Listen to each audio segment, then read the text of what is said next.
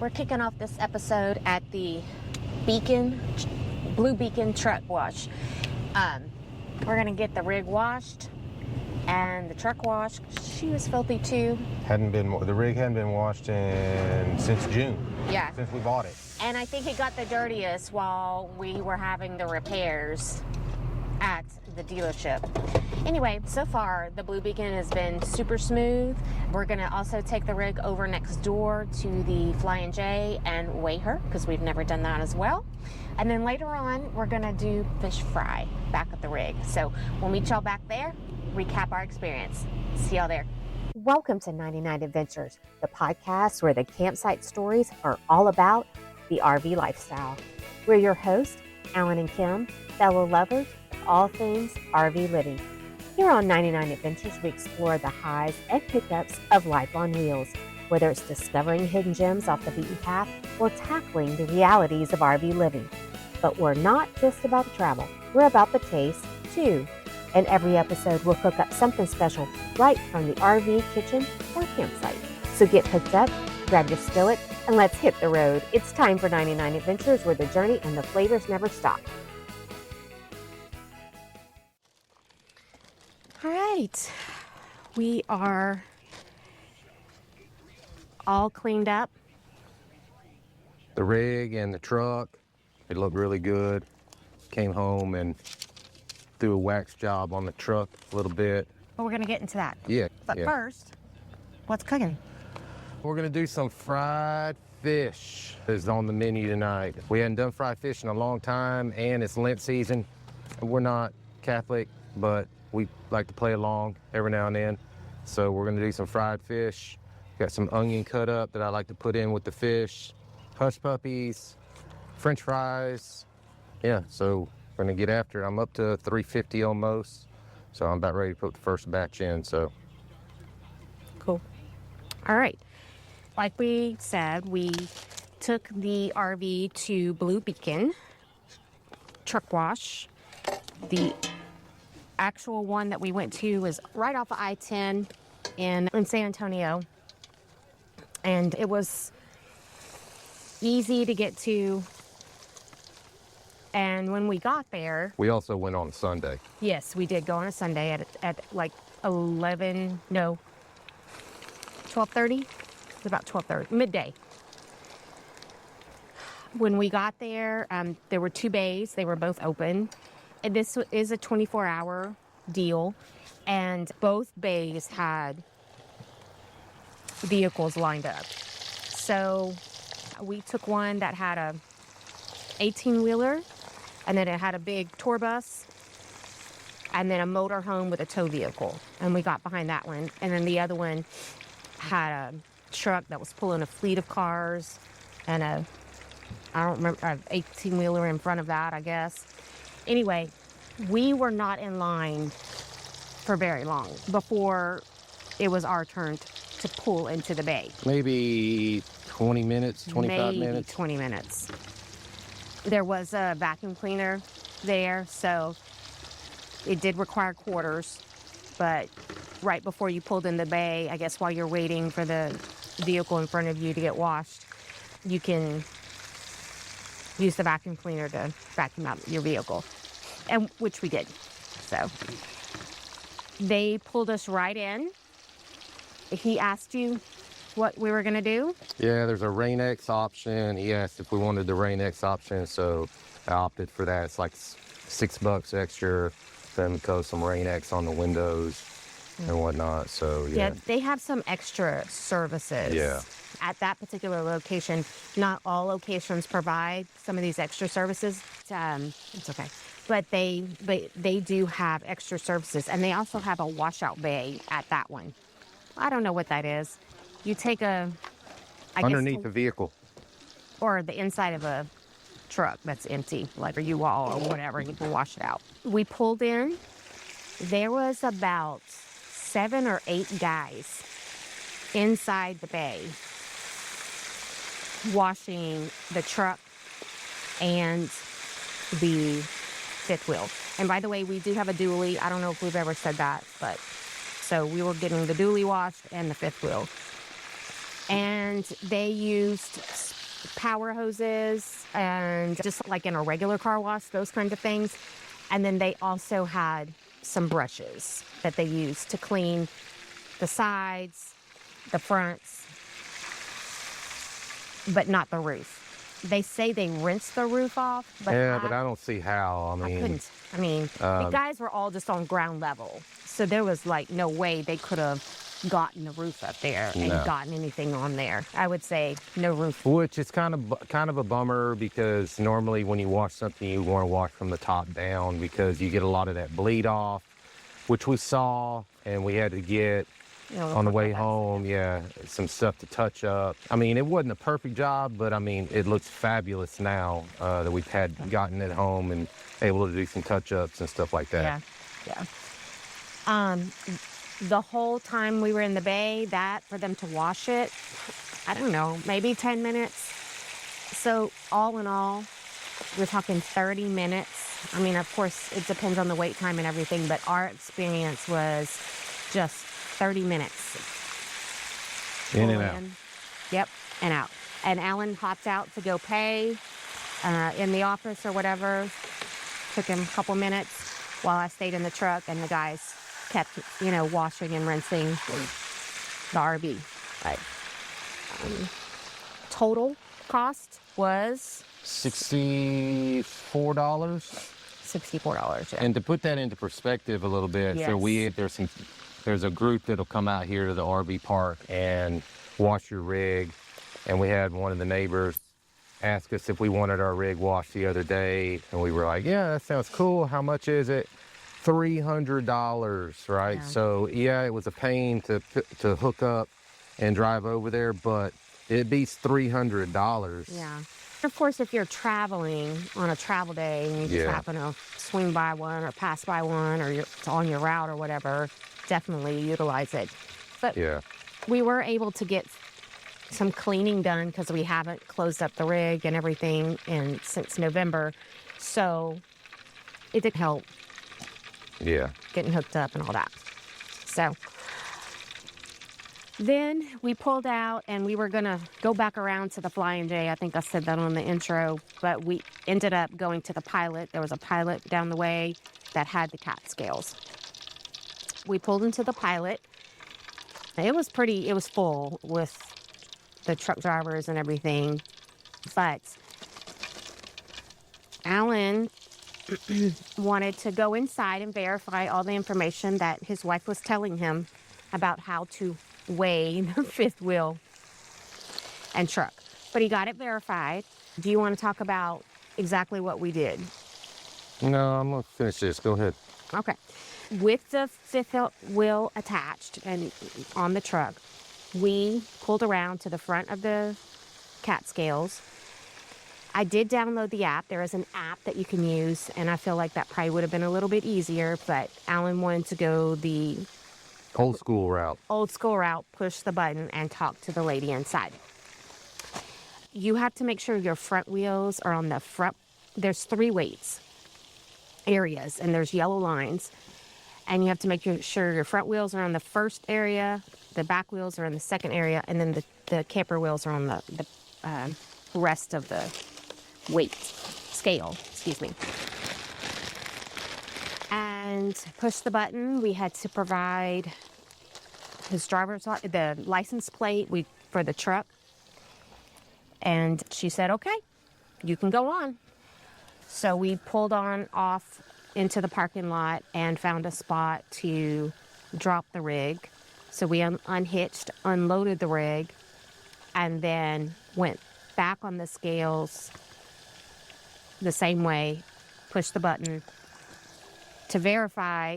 She had to verify the license plate again, which the first license plate was not correct, which we didn't realize until later. I'll get more into that because it did end up costing us more because of that. But we weighed just the truck. So then you pull up again, you make sure the front wheels are in the front section, and then the back wheels are on that second scale.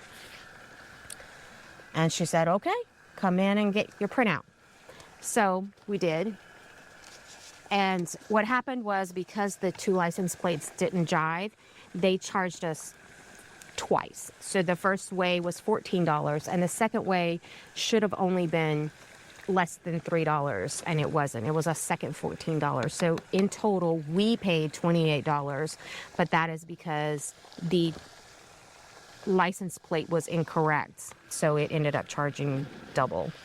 So that's why I would suggest using the app so that you can make sure that you get that information correct. And when you pull up to the scale with the app, it does find your location. If not, you would just correct it, put where you're at. And then it provides all these numbers that are on this printout that I have in my hand on the app. So, I'm just kind of old school like that sometimes. I just feel like doing things in person is better, and that's just me. So. No. And if I don't have to talk to anybody, I'm an introverted extrovert. If I don't have to talk to anybody and I can just do it myself, I'm happy. To each your own. Yep. Okay, so we're going to go over some numbers and figure out if we are all good. Right? Like I said, we've never weighed the fifth wheel or anything, so we have no clue. And we didn't have any clue. So, total, we had the printout, or if you do it on the app, it gives you 4 numbers. The first number is the steer axle, which ours was 5,320 pounds, and that's the front wheels. The drive axle, those are the back wheels. Ours came out at 6,880 pounds. And then the trailer axle, of course, that's for the trailer, that was 11,700 pounds. So a total of 23,900 pounds. That's how much the truck and the RV weigh. And I will say that if you're going to do this, you need to make sure that you have everything in your trailer that you would have on a normal travel day. We didn't quite have that. Like, we didn't have our bikes, the Blackstone, because we left that. Yeah. We left the chairs and the solo stove. So we left some piddly stuff, but some of that stuff would have added 500 more pounds probably to the total weight if you include all of that. So when you go back and you have to get the truck weighed by itself without the trailer, we did that, and that came back. Our steer axle, which is, like I was saying, the front was at that time was 5,300 pounds, so just 20 pounds less. And then the drive axle was a lot less because obviously the weight of the front of the fifth wheel wasn't on the hitch. So that was 4,180 pounds. So it was a difference of 2,720 pounds, which actually gives us our hitch weight.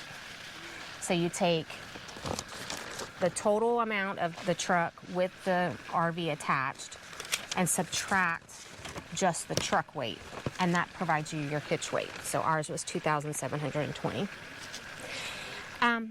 These numbers, when you try to start researching it to make sure, like, are you under your GVWR, which is your gross vehicle weight rating, your GAWR, which is your gross axle wheel rating, both for the rear and the front. All of those make a difference, but it's a lot of numbers, and it can actually be quite confusing. You do have to look at stickers. So the stickers in the truck, if you open the door, there's a sticker there that provides you, for the truck, its GVWR, its gross vehicle weight rating, as well as its gross axle wheel rating for the rear and front. It's a mouthful, huh? It is a mouthful. We were under all of that. So our actual truck with the RV was 12,200 pounds. The GVWR for the truck was 14,000 pounds. So we're under on that, and that was great.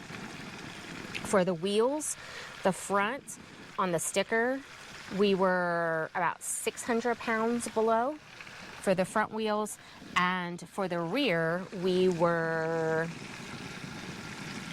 2,800 pounds below the sticker. So that's all good news. All good news. Yeah, I thought we'd have been overweight, but we weren't. No. the GVWR for the fifth wheel, so that's the gross vehicle weighting for the fifth wheel. The fifth wheel has all of these numbers too on the yellow sticker.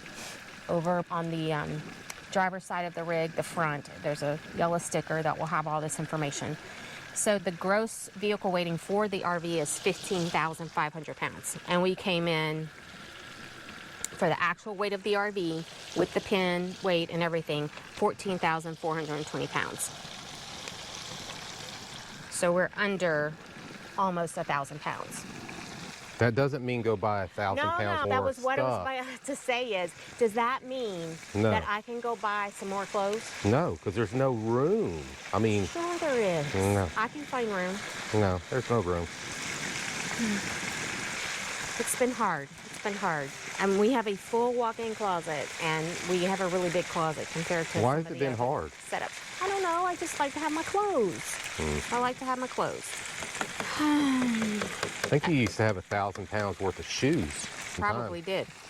All of that's good news. I think that with the one thing I could not find was to get the cargo carrying capacity of this 2015 Ford F-350 dually.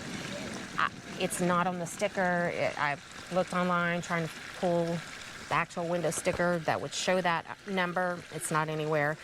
But that's the only thing I couldn't really come up with that these numbers, when you go and weigh, would provide. So these numbers are important for a couple of reasons.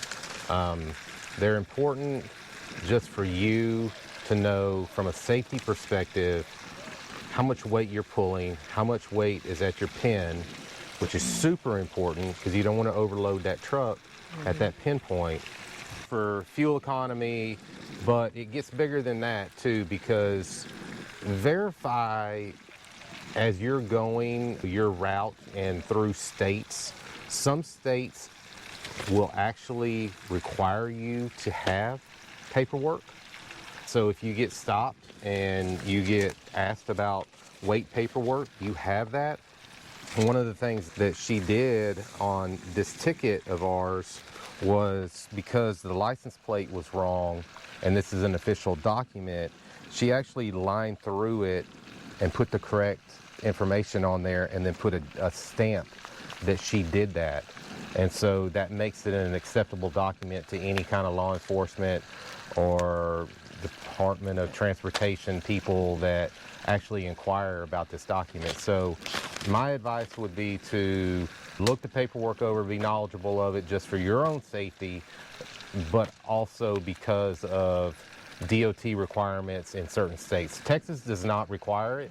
I have heard that other states do. So just verify what state you're going to and see if it is an actual requirement and just get it done. And the other thing is, when you're determining what kind of size rig you want, you need, you would like to have, that also you need to know those numbers, because you've got to have the right tow vehicle for the size rig that you have.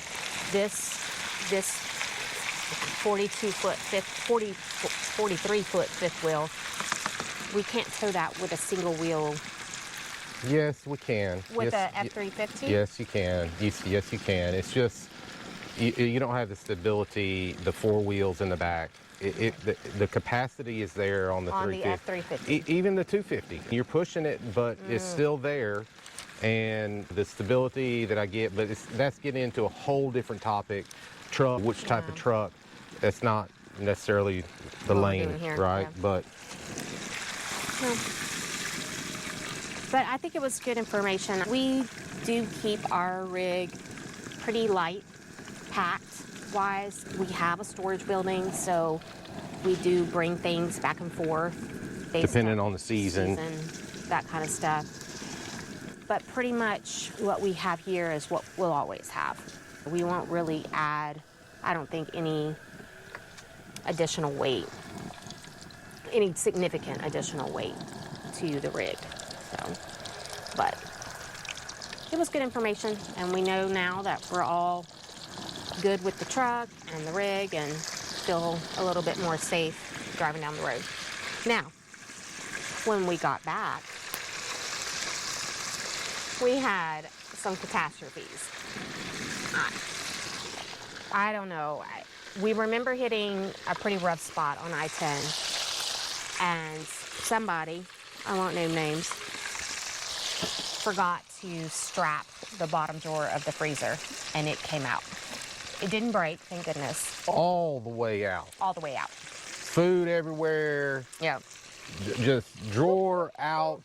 I mean, and luckily it didn't break, because you think about that, the bottom part of your freezer, we need a new refrigerator at that point, because there's an open hole in the bottom of our refrigerator now, or would have been, you know? Would have been, yeah. So, Not only that, but the grate, the front grate on her stove fell off and fell into the drawer of the freezer. And maybe that's what made it pop off. Maybe even though it was not strapped in, maybe because the grate fell off and hit it, it made it pop out like that. I don't know. I don't know. But like I'd explained to Kim many times, right? When you're going down the road and you're in your rig, and it doesn't matter if you have a rear kitchen or not, generally speaking, you tend to carry a lot of heavy stuff in a kitchen. It makes it double worse. But anytime you feel a trailer do like that and it snaps in the back, oh, that's horrible. And that's where stuff starts going crazy in our rig, is when we have the road conditions like that. Yeah. A drawer broke. It's the bottom drawer that we use for our canned goods, which I would say, you know, a lesson learned. It is a drawer, and we do have canned goods, so it's heavy, that in the future, if we decide to put that drawer back and not do something different with that little area, that we would need to lighten that load so it broke the rail thing, a little plastic piece on the rail. So maybe that $300 isn't looking so bad, right? I know. Yeah. I know, right? No, but it was a good experience, and we learned a lot, and it's just like this whole deal, you know, live and learn, right? Yeah. I guess we didn't say, though, we did come back. Alan mentioned we stopped and we got some washless car cleaner and wax. When we got back, there were some streaks and things. Okay, sorry, we had to take a little break. We had to get fresh oil, French fries, get everything ready to finish up. We've cooked the fried fish, and so we still have to do French fries and the hush puppies. But one thing Alan touched on this was that we did stop and pick up a waterless car wash and wax, and use that to come back and just clean up some of the streaks and things from the car wash, or from the wash of the RV and the truck. And that really did help make it look a lot nicer. It got all the black streaks off from it running down. Yeah, because like I said, they don't clean from the top down, right? Yeah. It really needed to be done. But other than that was our little adventure, getting the truck and RV washed and weighed. I was just going to say, before we sign off, that last minute I just had an opportunity to go to Austin for the Rod Stewart concert, and after the concert, I was with my mom and sister. Was it Austin City Limits? What? No, it was just a concert at the Moody Center. What's the event? Oh, it was just a regular concert, but right now, as we're filming this, South by Southwest is going on. It was part of that, wasn't it? I don't know. I'm not sure. It was just at the Moody Center. It was funny because after the concert, my sister, my mom, and my brother-in-law, we all commented that we were all concerned it was not going to be that great, but I will say that it was a really good concert. And he's 80 years old, and he put on a good performance and had a great band, and he had some background singers, call them the doo-wop girls. They were really awesome. They were amazing. And then 3 other ladies that played violin and harp and all kinds of instruments. Rod Stewart's 80? He's 80. Good grief. And his daughter came out. If she's 30, we're pushing it. So do the math. Anyway, she sang with him, and she sang a Tom Petty song, Free Falling, and did amazing. And then the two of them together sang Forever Young. So it was a really good concert, but I just wanted to give a little plug to that. I feel like being able to see a rock icon like Rod Stewart was, you know, neat. So anyway, I think that's it. Yep. We're gonna keep cooking our French fries and Move, hush Jack. puppies. And so just like that, another journey comes to a close on 99 Adventures. Yep. So here's to RV life, tasty meals, and adventures waiting for us.